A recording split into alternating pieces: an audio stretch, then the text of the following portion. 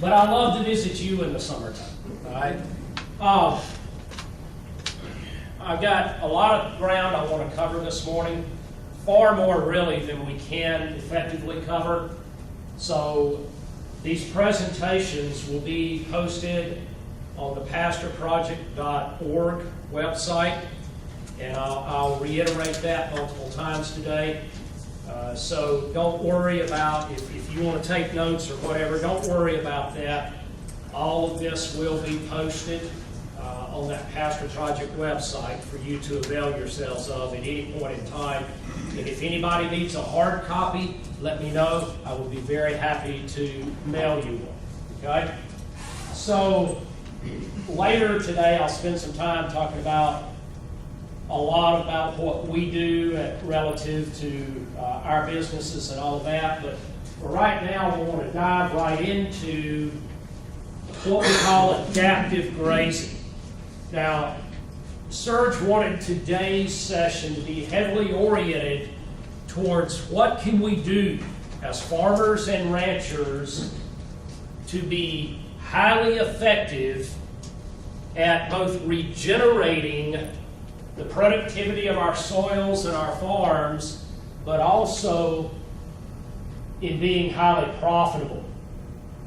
And I'm going to tell you, they do go hand in hand, okay? In spite of what we may have been told, in spite of what we may think. So I would ask you this morning, and for the rest of the day, to open up your minds and expand your thoughts. And instead of thinking, and I know some of you will, Serge, because it always happens in every group, okay? Some of you may think, well, Alan, you can do that there, but I can't do that here because, right? And listen, guys, I consult all over Canada, the U.S., and Mexico, and other countries, and I promise you, what I'm presenting today, we have been able to effectively do everywhere around the globe. Okay? What we have found is we may think your soil's not my soil, your climate's not my climate. And to a certain point, you're right. But all soils globally still work functionally the same in terms of biology, the response to biology, and the way that you can influence that through your practices. Okay? They all work the same everywhere. So rather than asking the question or making the statement today, so we'll lay the ground rules for the day right off the bat, okay? Rather than saying, I can't do that here because, make this statement or ask this question. How can I do that here? Okay? Here's my situation. How can I do that here? So if we approach the day like that, I think we'll all come out of today far ahead of where we started. So the first thing that I want to introduce to you this morning is that what we have found in our practices, and again, not just on our own farms, okay, and our own operations, but for those of clients across North America, what we have found is that there are three core principles that apply everywhere. It doesn't matter whether I'm in Nova Scotia or Saskatchewan or Wisconsin or Mississippi or Arizona. Doesn't matter. These three principles still work in all of those areas. And they are first the principle of compounding, then the principle of diversity, and the principle of disruption. And we'll talk over and over today about these principles, both in here this morning and then out at the farm. We'll reiterate these and point out very demonstrably this afternoon on the farm what these principles are about. So first of all, the principle of compounding. In biology and nature, and that's certainly what we deal with every day, right? In farming and ranching, we're dealing with biology, we're dealing with nature. There are never any singular effects. Now, we may think that, and as farmers and ranchers, oftentimes we operate like that. For instance, thinking singularly is saying, I see a weed, I'm going to grab Roundup, I'm going to spray that weed and kill that weed, right? That's a singular thought process. See weed, spray weed, kill weed. And we're thinking, that's all I did, right? That's all I did, that's all I impacted. No. We impacted things far greater than just killing that specific weed. And again, this afternoon on the farm, we'll illustrate what some of those things are. And I'll ask you to help provide some feedback in that regard about what your thoughts are, about what else did we do that produced compounding or cascading effects. And listen, what we have to remember is that these impacts not only affect what is above the ground, but they also impact everything that is happening beneath the soil surface. Now, we have our livestock above the ground, but we also have trillions more livestock beneath the soil surface in the form of soil microbes and soil macroorganisms, earthworms and burrowing insects and all of these types of things. As a matter of fact, in a single spoonful of soil, we have more, in healthy soil, we would have more microbes present in that single spoonful of soil than the entire human population of the earth. Okay? Think about that. So whenever we do anything that impacts something above ground, we're also impacting that livestock population beneath the ground. And if we want to be highly profitable as farmers and ranchers, then we've got to start thinking about how do we feed, how do we promote, and how do we keep healthy the livestock beneath the soil. That's critically important to us. Now, these compounding effects, the other thing that we have to remember is they're always occurring, whether we realize it or understand it or not. So whatever we do on our farms, on our ranches, on the land is creating compounding effects at all times. But here's the deal, those effects are never neutral. They're always either positive or negative. And that's up to us as the managers of our operations as to whether those effects are positive or negative. So everything we do creates a series of compounding and cascading events, and it also creates epigenetic effects that can be transgenerational. They can pass from one generation to another. What's epigenetics? Anybody know what that term means? Yes, sir. A lot of the genes that we have in our DNA are just kind of laying there like tools in the toolbox, and then under certain conditions they express themselves. Yes. And what are those conditions? Sudden changes in environment. Exactly. Environmental factors can alter or change the expression of genes, right? And their impact. And it can do it for more than one generation. It can be multi-generational. As a matter of fact, we're seeing that in our own American consumer population right now, where we have multi-generational effects, impacts, from the way that we've been eating and so forth. So, the principle of diversity. I want diversity in my pastures, not monocultures. And there's a very good reason why. We'll talk a lot about that today. And I want highly diverse and complex pastures, and in any annuals that I plant, not a monoculture. I want to see in every field, again, whether it's cover crops that I'm planting, if I'm doing a cover crop mix, or whether it's in my perennial pastures, I want to see a good mix of grasses, legumes, and forbs. Now, as farmers and ranchers, we often call forbs what? Weeds. Listen, folks, if livestock will eat something, it's not a weed, it's a forb. And here's the deal. How many of you are farmers in here? Grow row crops. All right? Now, when you plant a cash crop, that is a monoculture, right? By nature, that's got to, if you plant corn, it's got to be corn. Now, in between, you need a highly diverse cover crop mix, okay? But if you plant a cash crop, 9 times out of 10, that's going to be a monoculture. So in that monoculture, what's a weed? For those of you that raise your hands that plant corn, beans, wheat, anything else, What's a weed? What do you define as a weed? Exactly, right? Everything other than the corn or the soybeans or the wheat or whatever other cash crop you've planted, that's defined as a weed, right? Okay? Well, what about in your pastures? What do you define as a weed in your pastures? Okay, all right.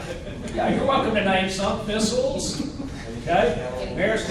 Okay, anything the cattle won't eat, maybe. Okay, but will they or will they not? Okay, that's another question we've got to ask. If they're not eating it, why? Is it our fault they're not eating it because of our management, or will they really not eat it? So we've got to ask ourselves that question as well, right? Okay, so then, folks, the definition of a weed is not really, and I'm a scientist, remember? It's not really scientific, is it? Because for something to be truly scientific, Gene, it has to be what? Repeatable, okay, and accurate, right?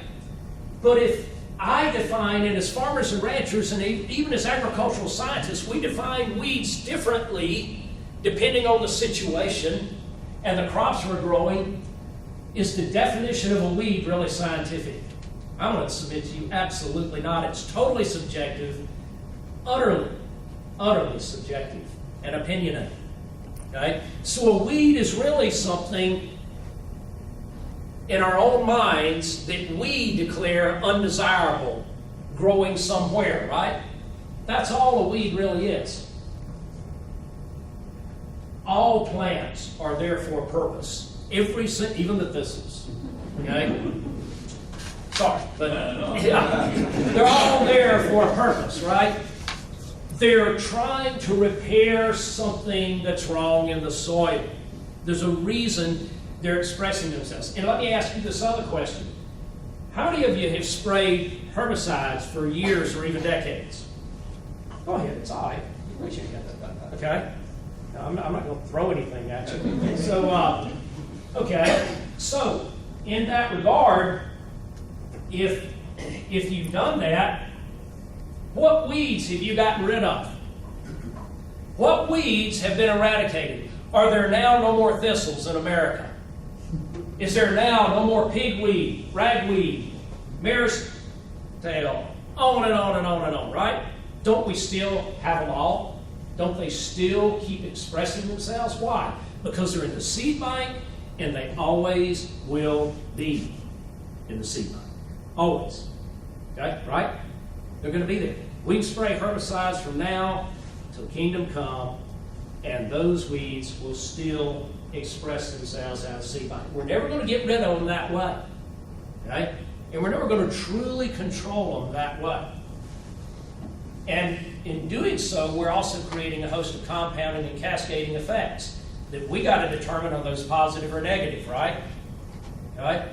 So those are some of the things that we've got to think about. But I'm going to submit to you today that forbs or weeds can be very, very good. And they provide a lot of benefit to us, okay? One of the things is that we only consider primary nutrients mostly. We're only taught to consider primary nutrients in plant. When you have a forage analysis or a hay analysis done, all you get back on that are primary nutrients. How many of you have ever seen an analysis or ever received one that shows you secondary and tertiary nutrients or compounds? Anybody? Nobody. All right. Do you know how important these are? These are incredibly important to the health of the livestock, the health of the plants, the health of the soil, the health of our insects, compounding effects. Okay? Forbs are incredible producers of secondary and tertiary plant compounds that are highly medicinal in impact and also have tremendous anti-parasitic properties. Okay? So in other words, when livestock eat forbs, they self-medicate and they self-deworm and protect themselves from fly pressure and all of that. Did you know that? Forbs are tremendous for that, and they help enormously. So if we can implement grazing practices that encourage our livestock, teach our livestock to eat more of these forbs, they start to realize these benefits. And when we have monoculture pastures or near monoculture pastures, Guess what? That can't happen, right? Because there's no forage there. So they can't self-medicate. They can't self-deworm. So what we want to do is we want to create a series of positive compounding effects and benefits through the creation of diversity. Then the principle of disruption. Nature has tremendous resilience and responds well to challenges. Right? So what we need to be able to do in our operations is introduce planned, purposeful disruptions, and we can talk about some of those today. What are planned, purposeful disruptions? But these disruptions create a host of positive compounding effects. Now, as human beings, we want to settle into a routine. We want to settle into a system.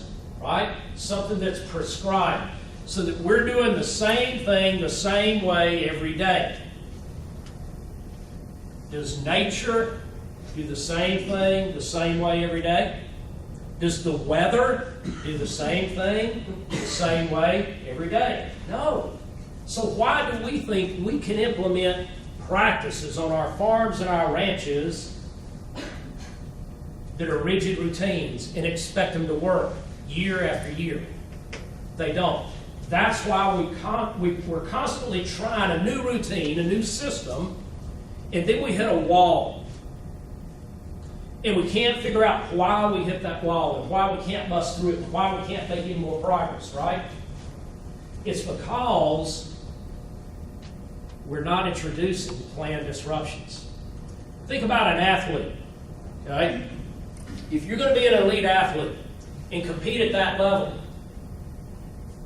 do you do the exact same exercise routine every single day, day in and day out? Absolutely not. Why not? Why not? Okay, exactly, because you hit a plateau, number one, and then you actually start to digress, right? And then you become more susceptible to injury, right? Believe it or not. Because why? The mind-muscle connection says, okay, I'm good. I don't have to do any more improvement. I'm fine, right? Because there's no added stress. So for elite athletes to continue to improve, then they have to continue to introduce added stress, right? To make that next jump and that next jump. Nature is biological, just like our bodies are biological. So if our bodies operate that way, why does it not make sense that the biology in nature also operates that same way? It does. It does. And so when nature is highly resilient, when we introduce planned, purposeful stresses and give recovery time, nature can respond very positively. We'll talk about what some of those can be. And again, this creates a host of positive compounding effects. So, if we talk about planned disruptions, here's some of the things you can do. In an adaptive grazing system, flexibility is key. In other words, we don't want to do the same things the same way every time. How can we not do that? We can alter stock densities. We'll talk some about that. Not move through rotations on our farms in the same pattern year in and year out. We can alter grazing heights on and off. We can alter rest periods of our paddocks. If we're doing multi-species, we can alter species order going in and out of paddocks. We can alter the time or season of the year that we hit a specific paddock or pasture. So there's many different ways to introduce planned disruptions that result in tremendous benefits to you in terms of growth of soil health, productivity of that soil, and reduction of input costs. All the things that are going to make you a lot more money. This is conventional grazing. I can take these pictures, Surge, anywhere across North America. They're far too easy to take. Okay? So you see pastures cropped down tight, oxidized cow patties, weed pressure everywhere. Gullies, this gully resulted in just a 2-year period from the beginnings of a cow path, Gene. 2 years. That's all it took to go from the start of a cow path to that gully. So it doesn't take long. This is also the result. If we want to talk about applying fertility from our livestock to our pastures, On conventionally grazed pastures where you can see it's very spotty, patchy, set stock grazing, they can be highly selective in their grazing here. Look where all their manure and urine is, folks, in the shade on the sides of these pastures. So they go here to shade up and they dump everything here. So all your fertility is here, not here. Right? We want the fertility here, folks, and apply it evenly. That's free fertilizer. Instead of all the fertilizer going to fertilize scrub cedar trees. Right? So adaptive grazing or flex grazing allows a practitioner to address multiple goals and objectives. It's not a routine or a rigid system, and it allows you to adapt to changing conditions. It is goal-oriented, okay, and multiple goal-oriented. It is predicated on stock density or pounds of animals per acre, not stocking rate, number of head per acre. Okay? So it's all about pounds per acre. Management and flexibility are key, as are frequent movement and rest. We want to allow our plants that are growing there to have complete root system recovery. We'll talk about what that means before you go back and graze that paddock again. It's highly reliant in this part of the world and further east on temporary fencing technology. Thankfully today we have very cheap and highly effective temporary fencing technology. I have a client in north central Texas. They're grazing 7,000 head of stockers in a single mob. Okay, so Gene, 7,000 head in one group. Okay? They move them 3 times a day. 3 times a day. 7,000 head. How long does it take them? Every paddock is and again, they calculate dry matter needs and all of that and build the paddocks accordingly. But every paddock right now is going to be approximately, Rod, 80 acres for the day, for 7,000 head. Now think about that. Okay? How long do you think it takes them to build single strand polywire, an 80-acre paddock, and move those 7,000 head in a single move? Any guesses? How many guys they have doing that? How many guys? 1. 1 person doing this. Okay? So, how long? Half hour. Yes, you nailed it. Precisely, a half hour. It takes them one person, 1 half hour. Do you know how many total? All right, 7,000 head, they do that twice a year. They make 2 turns a year. So 14,000 total head running through their operation. How many full-time people on that ranch? 4, counting the 2 owners, the husband and wife. There are 2. Then an additional 2 employees. 14,000 head a year, moving them 3 times a day, 80-acre or so paddocks, building and moving those cattle. Okay? So an hour and a half to do that, they got plenty of time to do other stuff the rest of the day. Okay? So this is not a hard thing to do, folks. You know, when you consider somebody with that amount of cattle can do that in 30 minutes, 3 times a day. Yes, sir. Did you say they run 7,000 head on 80 acres paddocks? All 7,000 head Yes, sir. on that 80 acres? Yes, sir. Yes, sir. They don't even have to, they can't even turn around. Oh, yeah. You'd be surprised. Yes, sir. They can. They can. It's not, once you see them in that kind of stock density, it's not what you think. It's not like feedlot at all. Now, they're turning in, you know, right now we're talking about native grasses that are waist deep. You know, so they're turning in waist deep native grasses, and it is not like, you know, these cattle can't turn, move, whatever. There's plenty of room for them. But you said they're stockers. These are stockers. They're stocker calves, and they start off at about 5 weight and market them as about 850 weights. Okay. Yes, sir. Yeah. Okay, this, I won't go through this real quick, but it'll be in the slides you can download, or again, I'll get you a hard copy if you need it. But these are just research results from Dr. Richard Teague on adaptive grazing. that show a lot of the benefits that we'll talk about today. All right, so all right, so you did ask a question, so let's take a look at what it looks like, right? Stock densities. This is 100,000 pounds per acre, 250,000 pounds per acre, 500,000 pounds per acre, 1,000,000 pounds per acre. Okay? Now, 1,000,000 pounds per acre, you're doing this very specifically for rapid land building. You don't do this all the time.